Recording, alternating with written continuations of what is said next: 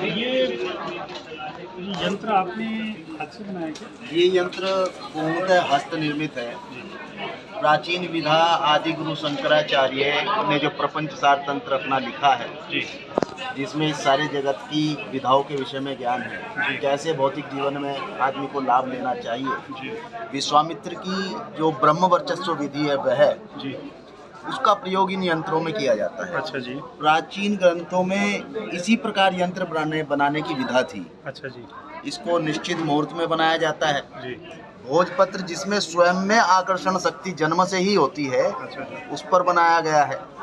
फिर ये अष्टगंध द्वारा निर्मित होता है। अच्छा जी। इसमें बाजार की केमिकल वाली स्याही यूज नहीं हो सकती। ठीक है जी। आप इसको अष्टगंध से बनाओगे तभी ये बन पाएगा, अन्यथा ये बन भी नहीं पाएगा। इसको बनाया जाता है सिद्ध मुहूर्त में, गुरु पुष्य में अथवा रवि पुष्य में, अथवा ग्रहण आदि प्रक्रियाएं, दीपावली, होली, इन प्रक्रियाओं को इनको बनाया जाता है। ये यंत्र अपने प्रतिष्ठान में रखने से इनकी सकारात्मक ऊर्जा आती है। प्राचीन काल में मूर्ति से पूर्व इन्हीं से ईश्वर की उपासना की जाती है। अच्छा जी। आज भी यदि आप कोई अनुष्ठान करते हैं, महामृत्युंजय, 10 महाविद्या, दुर्गा अनुष्ठान, तो उसमें सर्वप्रथम ग्रंथ के अनुसार आपको यंत्र की ही उपासना प्रारंभ करनी पड़ती है। जिसकी भी पूजा कर रहे हैं उसके उसका यंत्र की आपको आवश्यकता होगी। जी जैसे ये हमारा बगलामुखी यंत्र है, जी जैसे श्री यंत्र है, जी। तो इन यंत्रों के द्वारा ही उपासना की जाती है।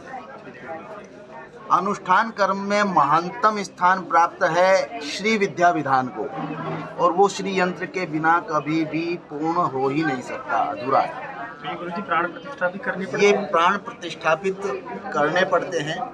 इसकी प्राण प्रतिष्ठा के लिए अधिक विधान की आवश्यकता नहीं होती, क्योंकि हम स्वयं से पूर्व में इसकी पूजा करके ही फिर इसको आगे जिस व्यक्ति भेजते को हैं, लगाना जिसको उसको लगाना गोत्र से, नाम इत्यादि से फिर उसको पूर्व में पूजा बताई जाएगी। ये इस प्रकार है जैसे एक मूर्ति अगर आपने लगा लिया तो आपको थोड़ी 10-5 मिनट की इसकी प्रतिदिन प्रक्रिया करनी पड़ेगी। जैसे मूर्ति के सामने दीपक जलाते हैं, धूपबत्ती हाथ जोड़ते हैं, वो प्रक्रिया आपको इसकी करनी होगी। जैसे ये मंत्र इसके नीचे लिखा है, वास्तु पुरुषाय नमः, इसी मंत्र से आपको इसकी उपासना करनी है, और ये आपके घर के वास्तु दोषों को निवारित करेगा। क्योंकि गुरुजी जैसे ही लग रहा है आपने हाथ से बनाया, तो बनाना ही बड़ा मुश्किल है, तो प्लेन कागज पे भी नहीं ये बनता? प्लेन कागज पे बनाना तो फिर भी आप किसी फिरती प्रकार से बना सकते हैं। ये एक इस प्रकार का भोजपत्र। भोजपत्र जो है इस प्रकार का की वस्तु है कि अगर आपने इस पे कोई तेज पेंसिल या वो भी चला दिया ना तो ये फट जाएगा। जी जी जी, आप ठीक कह रहे हैं, क्योंकि इसका गोला बनाने के लिए बहुत प्रक्रिया का,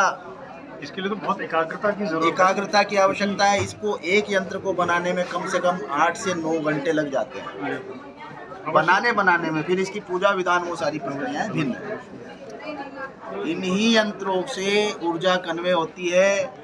जो ताम्रपत्र आदि पर आजकल यंत्र होते हैं वो मशीन द्वारा होते हैं, और उनमें मशीनों की नकारात्मक ऊर्जा प्रवाहित होती रहती तो है। हाथ से ही बनाया शास्त्रोक्त ये भोजपत्र यंत्र ही है, काफी कहते थे हाथ से ही बनाना हाथ से ही बनता है। ठीक है।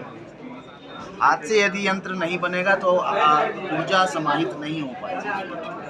तो किसी भी प्रकार के वास्तु दोष को दूर करने के लिए आपके हस्त निर्मित जो यंत्र है, वास्तु दोष निवारण यंत्र, ये हमारे गुरुजी हैं, आप अचिंत्य पराशर जी, आप उनसे संपर्क कर सकते हैं या हमारी संस्था से संपर्क कर सकते हैं, और आप इन महत्वपूर्ण यंत्रों को अपने घर में लगा के अपने घर की नेगेटिव एनर्जी को दूर कर सकते हैं, अपने घर में प्रॉस्पेरिटी ला सकते हैं, सुख शांति ला सकते हैं।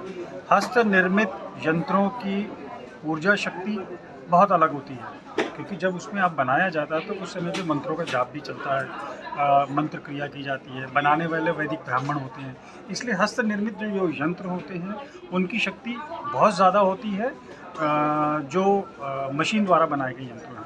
मंगवाने के लिए संपर्क कर सकते हैं। नमस्कार। धन्यवाद। जी धन्यवाद। जी जी।